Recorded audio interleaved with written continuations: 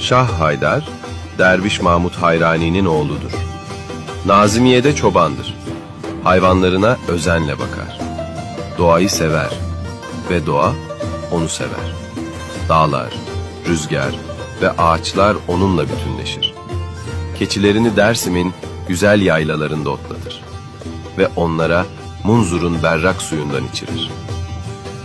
Derken sonbahar gelir. Çatar bir telaş köylüler için. Hayvanları için meşe yaprağı toplarlar. Ama düzgün baba doğayla hemhaldir.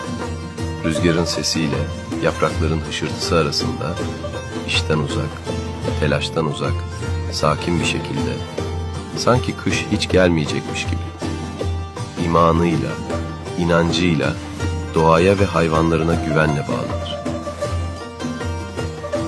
Ve kara kış geldi.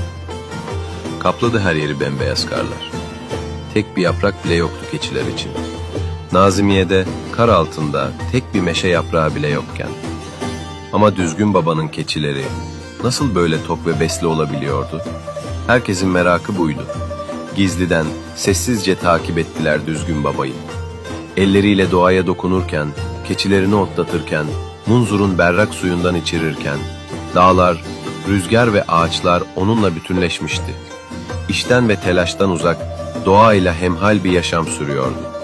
Babası Derviş Mahmud Hayrani, oğlunun bu mucizesini görmek için sessizce izledi. Ve o an herkesin gözleri açıldı. Düzgün baba, doğanın ve inancın uyumunda bir efsaneydi.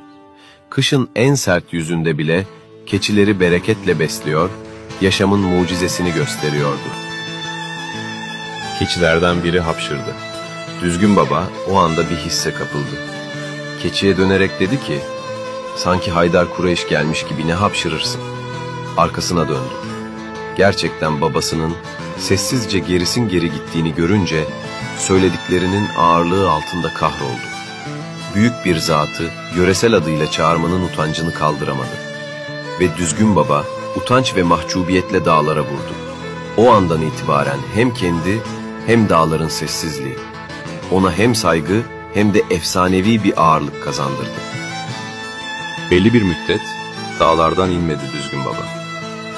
Elçiler geldi. Ama o her seferinde af mağfiret dilenmek için mağarada kalmayı seçti. Elçiler her geldiğinde halim düzgündür dedi. Kendi düzgün, hali düzgün olan bu ermişe babası Düzgün Baba adını taktı. O andan itibaren adıyla birlikte doğru ve düzgün yaşamın, sabır ve inancın simgesi oldu.